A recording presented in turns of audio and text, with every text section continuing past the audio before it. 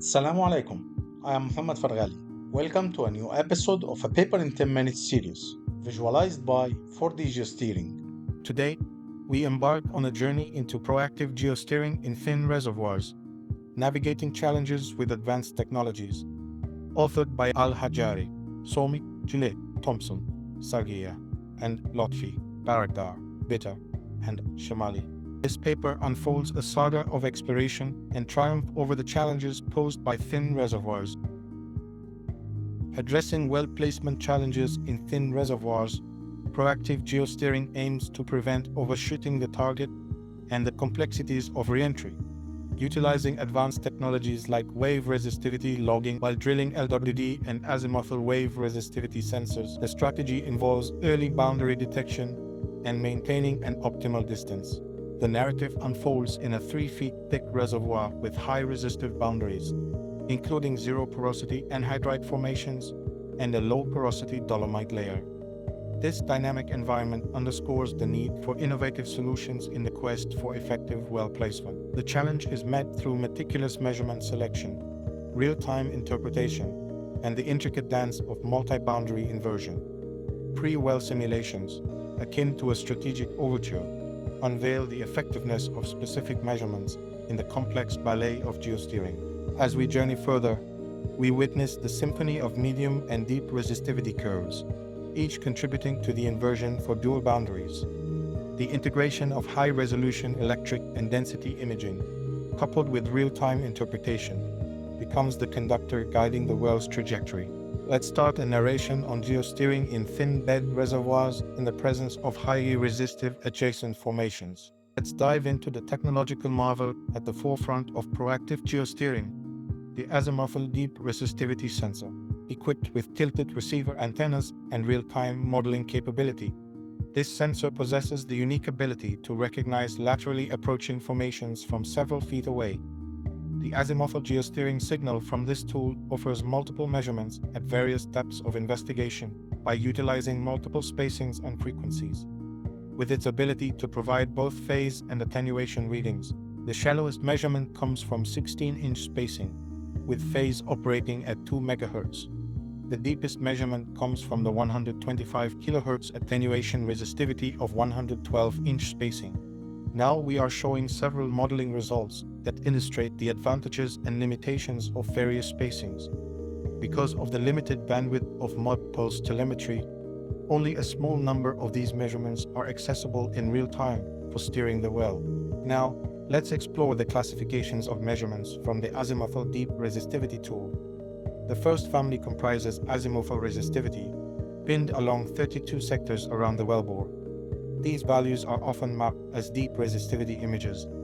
The second family, known as geosignals, offers enhanced sensitivity to non-axisymmetrical events and is pulsed in real time to the surface. However, challenges arise in the geological complexity of the reservoir.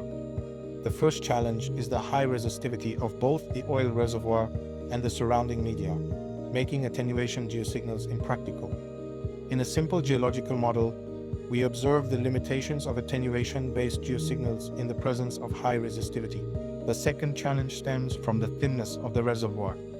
The longest spacing 112-inch lacks the required resolution, making shallower spacing 16-inch and 48-inch more suitable for accurate boundary resolution in thin reservoirs. As we show, the shallower spacings of 16-inch and 48-inch are suitable to locate the well within a thin reservoir and to resolve the boundary with enough accuracy. In the pursuit of quantitative evaluation, wave resistivity measurements face challenges due to adjacent beds' polarization horns. Enter the lateral log measurement, an azimuthal-focused resistivity added to the bottom hole assembly, providing electrical imaging, and a lateral log type resistivity measurement. In the lead-up to the geosteering operation, a series of pre-drill simulations takes center stage. A geological model, sculpted from aerial seismic and geological studies, serves as the canvas. This model is then convolved with logs from nearby wells, including resistivity, density, gamma ray, and neutron porosity. So, what is the objective of this pre-drilling modeling? To map in advance the expected log responses for the impending well. The figure showcases the pre-drilling simulations for density, neutron porosity, and gamma ray derived from well N. The target, Z1 upper lobe, a thin layer of anhydrite formation overlying the Z1 lower lobe, a low porosity, high resistivity dolomitic limestone. But the plot thickens with the pre-drill modeling of the azimuthal deep resistivity. Various calculations lay the groundwork. The focus is on the proactive aspect of geosteering during drilling, detecting markers and boundaries, adjusting the well path to evade reservoir exits. Amidst the array of resistivity measurements, only those from phase measurements from shorter spacings make the cut. Traditional non-azimuthal resistivity measurements from 16, 32, and 48-inch are programmed for mud pulse telemetry. Additionally, azimuthal resistivity and geosignal measurements from the 16-inch spacing is retained, enhancing real-time data acquisition. A crucial aspect of proactive geosteering unfolds in real time, computing distances to upper and lower boundaries through inversion.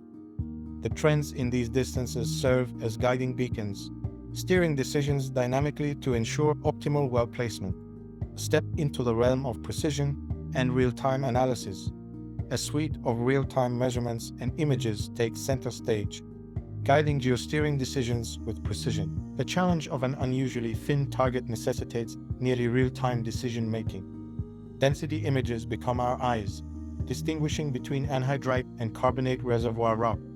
With an anhydrite density of 2.96 grams per cubic centimeter, significantly higher than the reservoir rock, these images provide the needed resolution to differentiate between the Z1 upper lobe limestone and the denser, less desirable Z1 lower lobe dolostone. As the well briefly exits the reservoir, density images reveal a characteristic sinusoidal pattern, confirming the transition into anhydrite.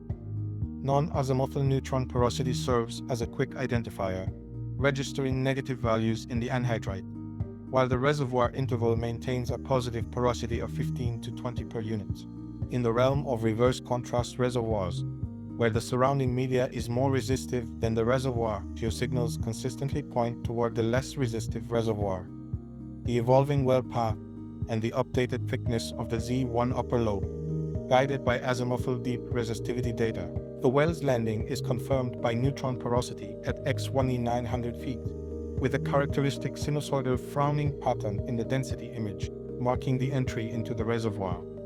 The geosignal warns of the anhydrite roof at x2200 feet, leading to a decision to steer the well downward to stay within the target. Through the interval from x19 feet to x2900 feet, subtle layering is detected, and the reservoir thickness varies between 2 feet and 4 feet. At x2500 feet, the well meets the anhydrite roof, indicated by an abnormal drop in the rate of penetration, ROP, signaling entry into the anhydrite formation. Moving from x2900 to x3500, 3 intervals suggest partial entry into the anhydrite, marked by pink shaded boxes on the neutron log.